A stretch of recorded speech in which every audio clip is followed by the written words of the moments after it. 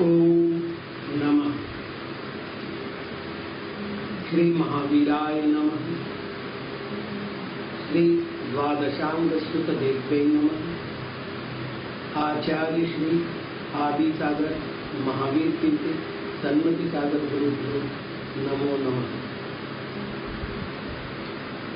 विश्व प्रकाशि महिमान ममानमेक मोमक्षराद्य किल वाङ्मय हेतुभूतम् यं शङ्करं सुगतमाधवमीशमाहुरर्हन्तमर्जितमहन्तमहं नमामि। आज का विषय आरंभ करने से पूर्व कल के विषय पर दो प्रश्न आए हैं। पहला प्रश्न है यम शंकरम, इसका अर्थ क्या है?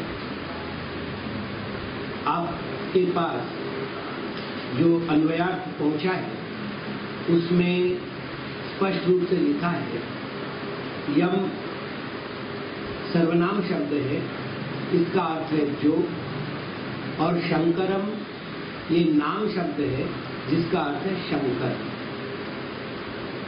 दूसरा प्रश्न आया है कि कल आपने बताया कि पांचों कल्याणकों के काल में संसार के सभी जीवों में शांति का अनुभव पाया जाता है। हमने केवल जन्म कल्याणक के काल में सुना है। कल्याणक शब्द का अर्थ ही है आनंद प्रदान करने वाला। पांचों ही कल्याणक समान रूप से आनंद प्रदान करते हैं, अतः पांचों कल्याणकों के काल में संसारवर्ती समस्त जीवों को शांति का अनुभव होता है। अब हम अगले पद्य की ओर बढ़ते हैं।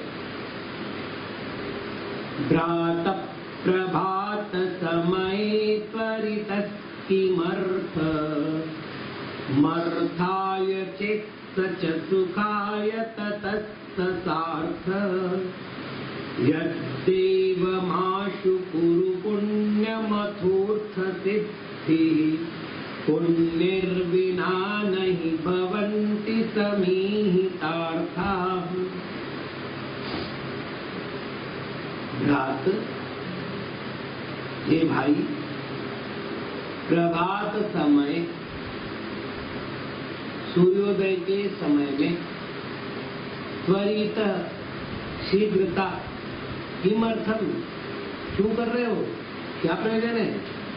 चेत, यदि वह अर्थाय धन के लिए है और च वह धन वह धन सुखाय सुख के लिए है, ततः तो फिर सह वह सार्थ, ठीक है। यदि यदि एवं ऐसा है तो आशु शीघ्र पुण्यम कुरु, पुण्य को करो। अतः इससे अर्थ सिद्धि, प्रयोजन की सिद्धि होगी कि वस्तुतः पुण्य ही, पुण्य के बिना बिना समीहितार्था इच्छित प्रयोजन की सिद्धि नहीं भवंती होती है।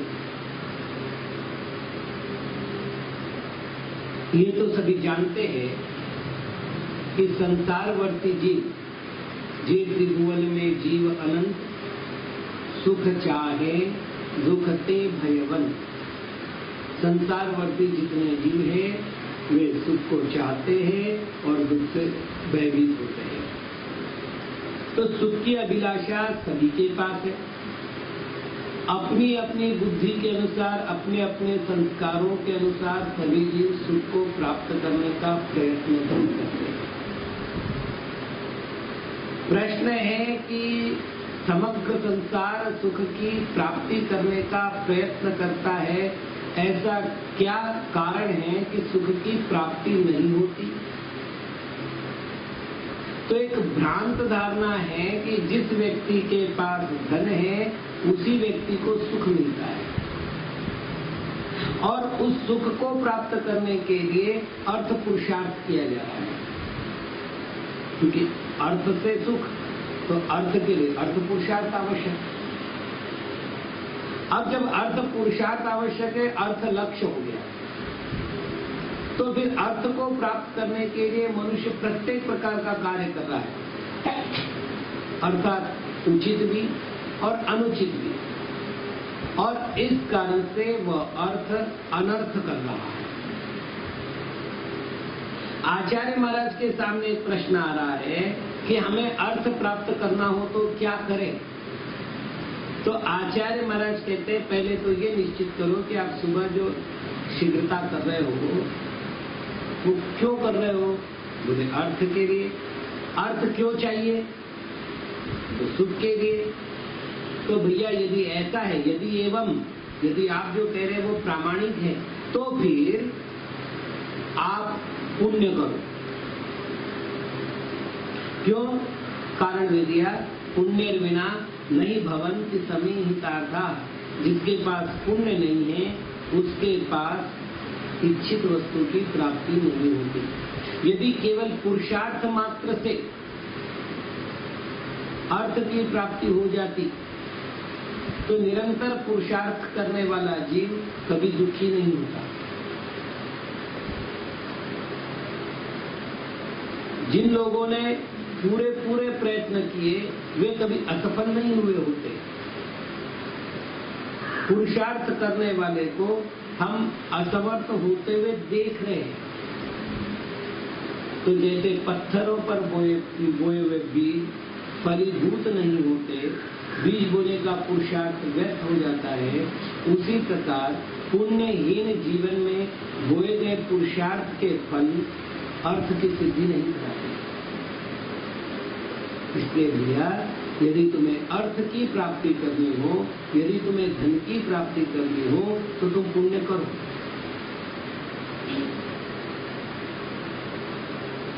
इस विषय में हम पहले दो निर्णय कर लेते हैं, जिससे ये श्लोक क्यों ठीक है ये समझ में आएगा। ये ध्यान का ग्रंथ है। ध्यान में पर का अवलंबन त्याग करके स्व का अवलंबन लेने का उपदेश दिया जाता है। अर्थ तो परावलंबन है, तो यहां तो ये श्लोक होना ही नहीं चाहिए। ऐसा प्रश्न आता है, तो इसका समाधान ये है कि लौकिक सुख को प्रत्यक्ष रूप में दिखाए बिना आध्यात्मिक सुख को दिखा पाना असंभव है। मैं किसी को कहूं तू ऐसा कर जिससे मोक्ष मिलेगा, वहां खूब सुख मिलेगा, अनंत सुख है, व्यापार सुख है, अचिंत्य सुख है, तो कहेगा होता कैसे? मुझे नहीं मालूम। यदि मैं धर्म करता हूं तो मुझे क्या फल मिलेगा आज और यहां, कभी और कहीं नहीं, क्योंकि कभी का कोई भरोसा नहीं, कहीं का कोई चांस नहीं। यहां और अभी क्या फल मिलेगा ये बताइए। तो आचार्य महाराज उसको ये बताने का प्रयत्न कर रहे हैं, देखो ये जो सुखी जीव है, इन सुखी जीवों ने धर्माचरण किया था, उसका फल ये सुख पा रहे हैं। यदि तुम्हें भी सुख पाने की अभिलाषा है तो धर्माचरण करो। तो सुख का जो माध्यम धन ये माना गया संसार में, उसकी प्राप्ति का उपाय बताते हुए ये उधर की ओर ध्यान दे रहे हैं। अब दूसरा एक विषय है कि मोक्ष मार्ग में क्या पुण्य का भी कुछ सहयोग है? सामान्य रूप से ये माना जाता है कि पुण्य और पाप का विनाश होने पर मोक्ष होता है, और ये सही भी है। आचार्य उमा स्वामी महाराज के अनुसार कृष्ण कर्म विप्र मोक्षो मोक्ष, जो संपूर्ण कर्म से उन्मुक्त हो चुके हैं वही मोक्ष को प्राप्त करते हैं। ना तो पुण्य करने की प्रेरणा दे रहे हैं। और आचार्य महाराज कभी भी मोक्ष मार्ग से भटकाते नहीं हैं। तो क्या पुण्य की भूमिका मोक्ष मार्ग में कुछ है? ये प्रश्न हम सीधे सीधे ले चलते हैं आचार्य जयसेन महाराज की ओर। पंचास्तिकाय में धर्म द्रव्य का वर्णन करते समय आचार्य श्री जयसेन जी महाराज ने एक वाक्य लिखा, जिस प्रकार सिद्ध गति में गमन करने के लिए पुण्य सहयोगी कारण होता है, उसी प्रकार जीवादि द्रव्यों के गमन में धर्म द्रव्य सहायक होता है। अर्थात सिद्ध गति की प्राप्ति के लिए पुण्य सहयोगी होता है, ऐसा जयसेन महाराज स्वीकार करते हैं। अभी बात किसी समझ में नहीं आती, हम इसको एकदम सरल करके समझने का प्रयत्न करते हैं। 148 कर्म प्रकृतियों में 100 प्रकृतियां पाप प्रकृतियां हैं और 68 प्रकृतियां पुण्य प्रकृतियां हैं। वापिस एक बार, 148 कर्म प्रकृतियों में 100 कर्म प्रकृतियां पाप प्रकृतियां हैं और 68 प्रकृतियां पुण्य प्रकृतियां हैं। तो आप पूछेंगे, आप एक तरफ कह रहे 148 और गिनती हो रही है 168, 100 और 68, 168, तो स्पर्श रस गंध वर्ण ये जो 4 प्रकृतियां हैं इनके 20 भेद हैं। स्पर्श के 8, रस के 5, गंध के 2 और वर्ण के 5। ये 20 प्रकृतियां पुण्य में भी है और ये 20 प्रकृतियां पाप में भी है। तो जब केवल 20 लेंगे तो 148 होंगे, लेकिन जब पुण्य रूप 20 और पाप रूप 20 लेंगे तो 168 हो जाएंगे। तो अब ये जो 68 प्रकृतियां हैं, इसमें से कुछ प्रकृतियां जब तक उदित नहीं है तब तक मोक्ष मार्ग की प्रवृत्ति नहीं हो सकती। मुझे सकल संयम को धारण करना है और सकल संयम धारण करके आत्मानुभव प्राप्त करके शपथ श्रेणी आरोहण करके मुझे केवल ज्ञान के द्वारा निर्वाण प्राप्त करना है। तो अब मुझे इसके लिए मनुष्य पर्याय चाहिए। मनुष्य पर्याय पुण्य प्रकृति है। उच्च कुल चाहिए, ये उच्च कुल पुण्य प्रकृति है। वज्रवृषभ नाराज सनन चाहिए, ये मेरी उच्च मतलब पुण्य प्रकृति है। स्थिर नाम कर्म चाहिए, अन्यथा थोड़ा सा वातावरण में अंतर आने पर मेरे शरीर में रोगादिक हो जाएंगे। एक उपवास करने पर पित्त प्रकुपित हो जाएगा, चक्कर आने लगेगी, अंधेरी आने लगेगी, सारे कार्य छूट जाएंगे। तो स्थिर नाम कर्म का उदय चाहिए। स्थिर नाम कर्म जो है ये पुण्य प्रकृति है। तो मोक्ष मार्ग में चारित्र पालन कर, अभी मुझे 2 घंटे 4 घंटे बैठ करके अध्ययन करना है। अब अध्ययन करने के लिए जो स्थिरता चाहिए वो स्थिर नाम कर्म प्रकृति के उदय से शरीर में आने वाली स्थिरता है, तो पुण्य प्रकृति हुई।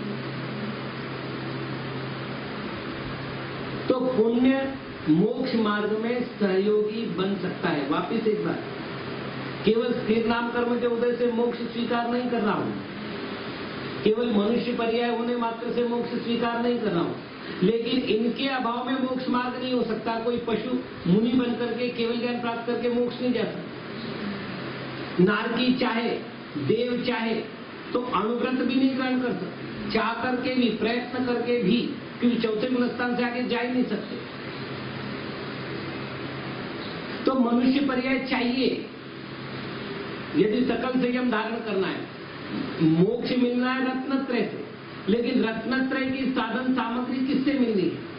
आप ये सोचिए, मेरा जन्म भारत में नहीं हुआ होता और सुदूरवर्ती अफ्रीका, जापान, चीन वगैरह कहीं और हुआ होता, मुझे गुरुजनों की संगति नहीं मिली होती, मुझे जिन शासन का शरण धाम नहीं मिला होता, तो क्या आज मैं रत्नत्रय धारक बनता? अब ये जो सारी साधन सामग्री मिली हुई है, ये साधन सामग्री मुझे पुण्य ने दी है। अब साधन का उपयोग होने के बाद मैं उससे अपना लक्ष्य सिद्ध कर रहा हूं कि नहीं, ये मुझ में है। लेकिन साधन के अभाव में मेरे लक्ष्य की सिद्धि हो ही नहीं सकती थी। आज मैं भारत में ही जन्म लिया होता, लेकिन मेरा जन्म ऐसे कुल में हुआ होता जो निंद्य कुल है, जिसकी आचरण व्यवस्था, जिसकी व्यवहार व्यवस्था लोग निंद्य है, तो क्या मुझे मुनि दीक्षा प्राप्त होती? यदि मैं जैन कुल में हुआ होता किंतु अपंग हुआ होता, अंधा हुआ होता, लूला हुआ होता, लंगड़ा हुआ होता, तो क्या मुझे मुनि दीक्षा मिलती? तो पूर्ण शरीर की प्राप्ति, दीर्घ आयु की प्राप्ति, ये सारे पुण्य के। अब ऐसे भी लोग हैं जिन्होंने 100 वर्ष तक जीवन जिया है लेकिन धर्म नहीं किया है, तो इनसे काम होना ही होना है, ये नियम नहीं है। लेकिन इनके बिना काम नहीं होना है, ये नियम है। तो ठीक से समझ में आ गया होगा कि पुण्य मोक्ष मार्ग में साधन बनता है। अतः पुण्य करो ताकि आप मोक्ष मार्ग में आ सको। और आचार्य महाराज नेमिचंद्र सिद्धांत चक्रवर्ती कहते हैं, दुविहम विमोक्ष हेउम जाने पौनदी, पौनदी प्राप्नोति, प्राप्त होता है। दोनों प्रकार का मोक्ष मार्ग, व्यवहार मोक्ष मार्ग और निश्चय मोक्ष मार्ग, इन दोनों की प्राप्ति ध्यान से होती है। जब मोक्ष मार्ग की सिद्धि पुण्य से हो रही है तो ध्यान के लिए भी पुण्य चाहिए। तो ध्यान की भूमिका बना रहे और वहां कह रहे तुम पुण्य करो। तो सामान्य व्यक्ति को जो सुख प्राप्ति की इच्छा है वो अर्थ से सुख की कल्पना कर रहा है। आचार्य महाराज कहते तुझे अर्थ भी चाहिए, तो ठीक है, तू अर्थ के लिए जैसे बाकी प्रयत्न कर रहा है, उन बाकी प्रयत्नों के साथ एक मूल प्रयत्न कर, जिसे कहते हैं धर्म पुरुषार्थ, जिसे कहते हैं पुण्य करना। तो पुण्येर विना नहीं भवन्ति समीहितार्था, ये पुण्य करने की प्रेरणा दे रहा है और ये कह रहा है कि आप पुण्य करो जिससे आपको अर्थ की सिद्धि होगी। अगले पद्य की ओर बढ़ते हैं।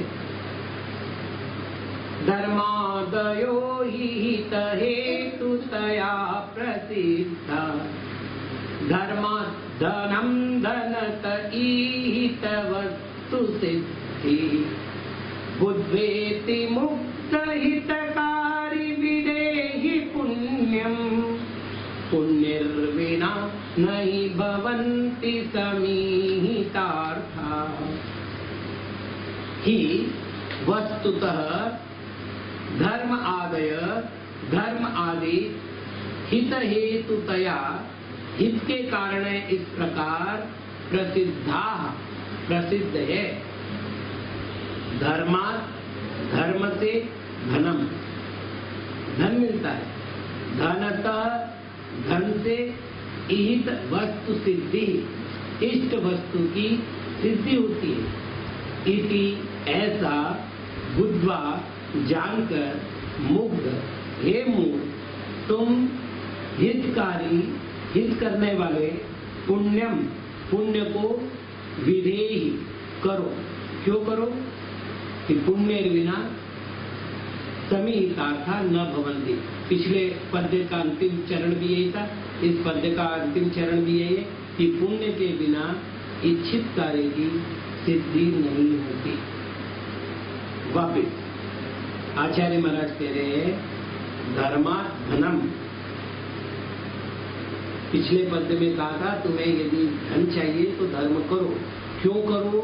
क्योंकि यदि धर्म होगा, यहाँ पर धर्म शब्द का अर्थ पुण्य ही लेना है। तो धर्मा, पुण्य से धनम, धन होता है। धनत, यदि धन तुम्हारे पास है तो ईहित अर्थ सिद्धि, जो तुम्हें चाहिए, ईहित यानी इच्छित, जिसकी तुम्हारे मन में अभिलाषा है, वो तुम्हें प्राप्त होगा। और जब वो प्राप्त होगा तो सुख होगा। इसलिए यदि तुम्हें सुख की प्राप्ति करनी है तो धर्म का अनुष्ठान करो। धर्म कारण है और सुख कार्य है। कारण के अभाव में कार्य की उत्पत्ति नहीं होती, तो धर्म के अभाव में सुख की उत्पत्ति नहीं होती। आचार्य महाराज गुणभद्र स्वामी आत्मानुशासन में लिखते हैं, पापा दुखम धर्मात् सुखमिति सुप्रसिद्धमिदं तस्मात् विहाय पापम चरतु सुखार्थी सदा धर्मम। आत्मानुशासन श्लोक क्रमांक 8। पापा दुखम, पाप से दुख होता है। धर्मात् सुखम, धर्म से सुख होता है। इति सुप्रसिद्धमिदं, ये संसार में प्रसिद्ध है, कोई अलग से सिद्ध करने की आवश्यकता नहीं है। इसलिए तस्मात् पापम विहाय, इसलिए पापों को छोड़ करके सुखार्थी धर्मम सदाचरे, सुख को इच्छा करने वाला व्यक्ति धर्म का आचरण सदैव करे। तात्पर्य क्या हुआ कि धर्म होगा तो सुख होगा। अब प्रश्न है धर्म सुख कैसे देगा? तो उन्होंने कहा धर्म से अर्थ, अर्थ से सुख, अर्थात ईद वस्तु की प्राप्ति, ईद वस्तु की प्राप्ति से के उपभोग से सुख। इसे कहते कारणमाला अलंकार, अर्थात कारण के कारणों का अन्वेषण करते हुए एक कारण की परंपरा को जोड़ना। तो हमने क्या किया? सुख चाहिए तो भाई सुख के साधन लाओ। उदाहरण के लिए मुझे इस पेन को प्राप्त करने पर सुख मिल रहा है, तो एक वस्तु हो गई पेन, तो आप पेन लाओ। अब पेन खरीदने के लिए पैसा चाहिए, तो सुख के लिए पेन चाहिए, पेन के लिए पैसा चाहिए, और पैसे की प्राप्ति के लिए पुण्य चाहिए। और पुण्य को हमने यहाँ पर धर्म शब्द का प्रयोग किया है। तो कारण हो गया। सुख का कारण क्या? मेरे लिए पेन। पेन का कारण क्या? इसको खरीदने के लिए धन। और धन का कारण क्या? धर्म। इस तरह से सुख का कारण वाला अलंकार में कारण क्या हुआ? धर्म। इस प्रकार धर्म करने से सुख मिलता है। और इसीलिए यदि तुम सुख चाहते हो भैया, तो बाकी विकल्प को छोड़ करके तुम केवल धर्म का आचरण करो, ऐसा आचार्य महाराज यहाँ पर प्रेरित है। इसमें भी इतना ही है। आगे हम बढ़ते हैं। प्रारभ्यते भुवि बुधेन धियाधिगम्य तत्कर्म येन जगतोऽपि सुखदय स्यात् कृष्यादिकं पुनरिदं विदधासि यस्त्वं स्वस्यापि रे विपुल दुःखफलं न किं तत्। भुवि, इस पृथ्वी तल पर बुधेन, बुद्धिमान जीव के द्वारा, धिया बुद्धि से अधिगम्य जानकर, तत् वह कर्म कार्य प्रारभ्यते आरंभ किया जाता है। येन जिससे जगतः जगत को अपि भी सुख उदय सुख का लाभ स्यात् होता हो। पुनः फिर रे हे मनुष्य, तुम इदम यह कृष्यादिकम, कृषि आदि अर्थात कृषि अर्थात खेती, विदधाति करते हो, यह जो स्वस्थ स्वयं को अपि भी विपुल दुख फलम महादुख रूप फल से युक्त है। किम क्या? तत् वह कार्य जगतः जगत को अपि भी न कष्टप्रद नहीं स्यात् होगा, अर्थात अवश्य होगा। हम किसी भी बात को समझने के लिए जैन पद्धति से कार्य कारण व्यवस्था को जानने का प्रयत्न करें। कई जीवों की ये मान्यता है कि केवल अर्थ संचय करो तो सुख मिलता है, उसके लिए धर्म करने की कोई आवश्यकता नहीं। आचार्य महाराज इसको समझाने के लिए कारण व्यवस्था को समझाना चाहते हैं। कारणों में कारण का अर्थ जो कार्य का अनुविधायी होता है, जिसके द्वारा कार्य संपन्न होता है, उसे कारण कहते हैं। कारण दो प्रकार के होते हैं, उपादान कारण और निमित्त कारण। जो कारण स्वयं कार्य रूप में बदल जाता है, जैसे आटा रोटी के रूप में बदल जाता है, तो रोटी का उपादान कारण हुआ आटा। तो जो कारण स्वयं कार्य रूप में परिणमन कर जाता है, उसे कहते हैं उपादान कारण। जो कारण स्वयं कार्य रूप में तो नहीं बदलता, किंतु अपनी उपस्थिति के बलाधान से यानी सबल प्रयास से उपादान को सहयोग करता है कार्य रूप में बदलने के लिए, उसे कहते हैं निमित्त कारण। जैसे आटा को रोटी में बदलना हो तो उसके लिए बनाने वाली जो भी आचार्य होगी, चाहे महिला हो पुरुष हो, वो चाहिए, तवा चाहिए, बेलन चाहिए, चरगुटा चाहिए, और भी पानी चाहिए, अग्नि चाहिए, न जाने कितने कितने साधन चाहिए। तो इन सारे साधनों को निमित्त कारण कहते हैं। वापिस जो स्वयं कार्य रूप में बदले वो उपादान कारण है। जो स्वयं तो कार्य रूप में ना बदले किंतु कार्य करने में सहयोगी बने, अपने अस्तित्व से कार्य की सिद्धि में मदद करे, वो निमित्त कारण। फिर निमित्त कारण दो होंगे, एक अंतरंग निमित्त कारण, एक बहिरंग निमित्त कारण। जो निमित्त कारण बाहर से अर्थात दृष्ट रूप में हमें दिखाई देता है, उसको कहते हैं बहिरंग निमित्त कारण। और अंतरंग निमित्त कारण जो कारण हमें दिखाई नहीं देता किंतु जिसके बिना कार्य नहीं हो सकता। अब हमारे पास अर्थोपार्जन नाम का एक कार्य है, व्यापार, कृषि, नौकरी और भी कई प्रकार की व्यवस्था है जिससे धनार्जन हो सकता है। लेकिन ये जो व्यापार है ये बाह्य कारण है। प्रश्न है क्या बाह्य कारण होने पर कार्य हो ही जाएगा? तो बोले नहीं, उसके साथ अंतरंग कारण की भी आवश्यकता है। अब अंतरंग कारण क्या है? तो अंतरंग में पुण्य का उदय होगा तो कारण कार्य में बदलेगा। तो बाह्य कारण चाहिए कि नहीं चाहिए? तो अर्थ पुरुषार्थ के लिए व्यापार चाहिए, नौकरी चाहिए, कोई न कोई साधन चाहिए। लेकिन यदि उस साधन के साथ यदि पुण्य का अर्जन ना हो तो वो साधन कभी भी फलीभूत नहीं होगा। यहाँ आचार्य महाराज यही कहने का प्रयत्न कर रहे हैं कि यदि तेरे पास पुण्य नहीं होगा तो विपुल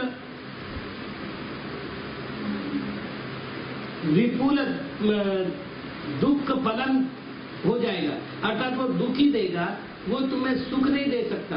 तुम्हें यदि सुख को प्राप्त करने की अभिलाषा है तो तुम्हें उसके अंतरंग कारण का भी ध्यान रखना पड़ेगा, और वो अंतरंग कारण निश्चित रूप से तुम्हारे लिए पुण्य ही है। इसलिए भव्य जी, यदि तुम धन भी चाहते हो, सांसारिक सुख भी चाहते हो, तो तुम्हें अंतरंग कारण स्वरूप धर्म का अवलंबन लेना चाहिए। मेरे पास जो अभी प्रति थी उसमें चौथे नंबर का श्लोक 5वें नंबर पर आया है, 5वें नंबर का श्लोक चौथे नंबर पर है, और आपके पास जो प्रति है उसमें ये 5वें नंबर का श्लोक है। तो थोड़ा सा आगे पीछे हो चुका है, उसका हम ध्यान रखें। रही बात कल जैसे 2 प्रश्न आए थे, मैं पुनः कह रहा हूं कि आप जिस ग्रुप में सम्मिलित है उससे आप प्रश्न दीजिए, इधर उधर की बातें मत कीजिए। आपको कोई भी सूचना देनी है व्यवस्थापकों को, कुछ अपनी सलाह देनी है, तो आप अपने द्वारा व्यक्तिगत रूप से उन्हें सूचना दीजिए, ग्रुप में नहीं। ग्रुप में आपको वही बात करनी है जो प्रश्नोत्तर संबंधित हो, ताकि मेरे पास जो कि तो आपके प्रश्न आए आपका समाधान हो, ताकि ये विषय आपको ठीक से समझ में आए। अभी तो बहुत सरल विषय चल रहा है, आगे जब ध्यान का विषय चलेगा वो अश्रुत विषय हमने सुना नहीं है, तो जो नई विषय सुना है उसको समझने के लिए थोड़ी सी कठिनाई आएगी। जहाँ बीजाक्षरों की बात चलेगी, रम अरहम वगैरह, उसको समझने के लिए हमें थोड़ा सा पुरुषार्थ करना पड़ेगा। तो आपकी शंकाएं आएगी तब मुझे समझ में आएगा कि आपको कहाँ तक समझ में आया है। इसलिए ग्रुप में केवल आप उतना ही डालिए, बाकी कोई मैटर मत डालिए। केवल उतना ही कि ये मेरे प्रश्न हैं, आपके प्रश्नों पर विचार अवश्य किया जाएगा। आज इतना ही। ओम नमः।